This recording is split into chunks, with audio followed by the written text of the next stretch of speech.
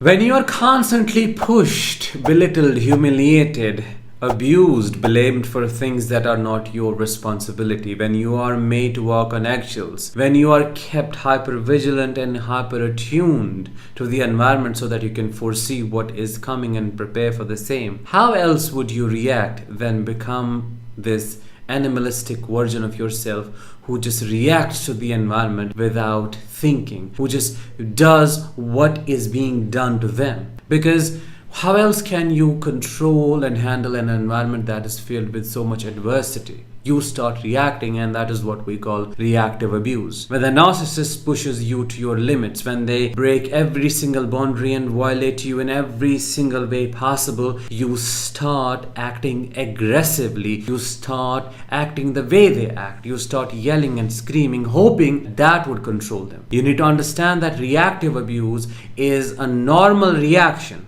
A normal reaction to an abnormal amount of crap that this person puts you through. They abuse you and torture you to the point of you turning almost into them and behaving in similar ways, and then shaming you through your reactions, weaponizing these reactions against you so that they can escape their abuse, their doings. Hi, I'm Danish, a narcissistic abuse recovery professional. Today's episode is going to be all about understanding what reactive abuse is, why it happens, and how should you process and understand it. First of all, let's look at the dynamics of a narcissistic relationship. The dynamics of a narcissistic relationship are far more complicated than what is visible on the surface. There's gaslighting, there's manipulation, there is constant twisting, there is framing, there is reframing. The narcissist constantly makes it your fault and makes it believable that everything that is happening in the relationship is your fault. You're convinced that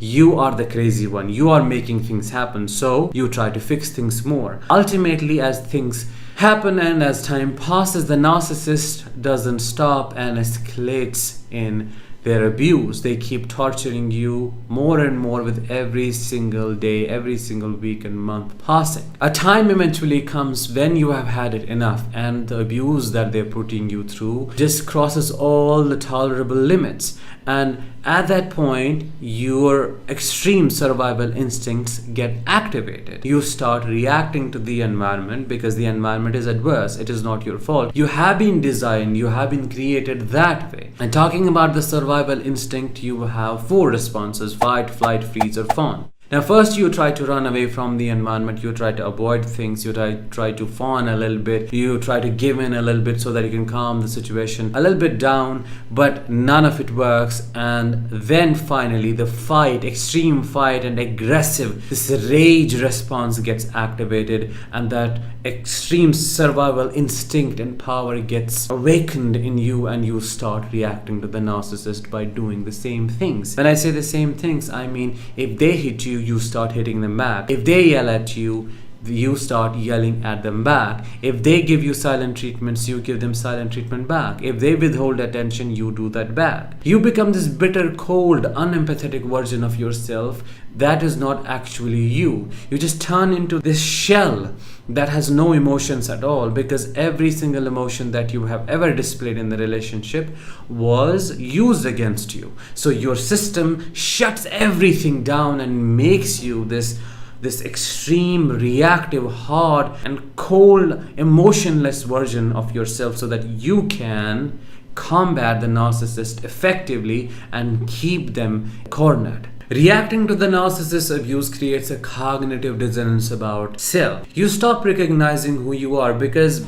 before meeting the narcissist and before reacting to their abuse, before becoming this aggressive, cold, reactive version of yourself, you had integrity, you had compassion, you had empathy, you had feelings, you experienced the full spectrum of the emotions. And now you are this version of yourself that is quite reactive, that doesn't sit well, that doesn't fit well with who you are or how you define yourself as. And that creates a lot of incongruity and therefore a conflict within, which creates more anger. You become angry towards yourself, like, how can I be this? Who am I? What have I been reduced to? Is this real? How can I be this person? How can I treat them the way they treated me? How can I become this pathetic person? How can I stoop to their level? But you need to understand that it is beyond your conscious control. This cognitive dissonance that you see, that you were someone else and you became someone else. You did not choose to become this shell of a version of yours. You were abused and tortured. You were put in this psychological concentration camp where every single resource, every single amenity, every single thing that kept you stable was taken away from you. And on top of that, you were tortured every single moment. You were blamed and shamed constantly. You were called things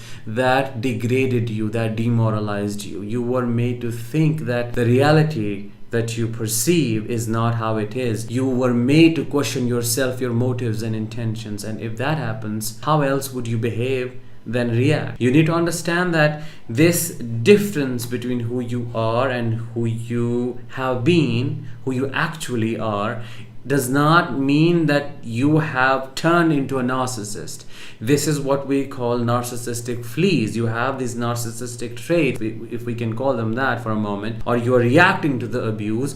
This is quite temporary. This is all a combination of survival skills that you needed to survive in an adverse environment like this. So you need to leave first, and once you leave, the more stable you feel in the nervous system, the more you feel safe, the better you would be, which means the closer you would get to becoming who you actually are. These narcissistic fleas would just go away. You would get rid of them once you change your environment, once that person is gone, once that person leaves your psyche. However you reacted in the relationship was a set of adaptive coping skills that you needed because the narcissist was at the point of erasing you, your personality, your identity. They were about to emotionally murder you. They were about to assassinate you. So you had to take drastic measures to save and protect yourself. Think of it this way. If you have to fight a war, of course, in the war, you would not be happy. You would be hypervigilant. You would be fighting back. You would be firing the bullets. You would be exposed to a lot of danger. You would have to think of ways to protect yourself. So same is the case here. When your brain was fried to the point of ultimate collapse and ultimate death, it had to think of different ways. These ways maybe do not match with your moral values. They do not sink in with your conscience, or they are not in the direction of your moral compass. But that does not mean these responses were invalid or they were not a part of you. You need to acknowledge them. You need to accept yourself as a whole, and that radical acceptance would help you to let go. And if you feel like you should, you can forgive yourself, because forgiveness also can set you free. You can accept that it was not me, it was someone that I had to become in order to survive. That is the key point and the key takeaway from this discussion today. It was someone that you had to become to survive. The narcissist then used this reaction against you to shame you, to blame you even further, and of course that added fuel to the fire. You started believing that, yes, I am crazy because I said that, I yelled, I also slept, I also did this, I also kicked the door. Just understand that they pushed you to the extreme limits and they almost made you do it, and then they were waiting until you did it, and finally when you did it, they used it against you. They needed the fuel, because that way they could control you even more.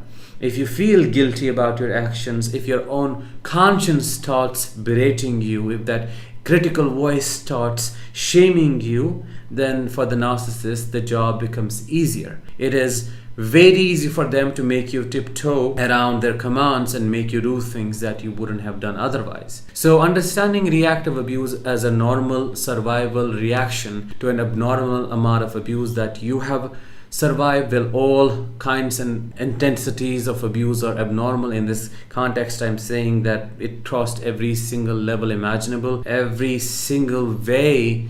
They abused you, tortured you, so you got to a point of ultimate collapse and you had to react. Primal survival instinct to save and protect yourself came out of you, and that is what it was. Accepting it and integrating it will set you free. That was it for today's episode. I hope you found it insightful. If you did, let me know in the comments below, and make sure to subscribe and share this video. I'll talk with you in the next one. Until then, let the healing begin.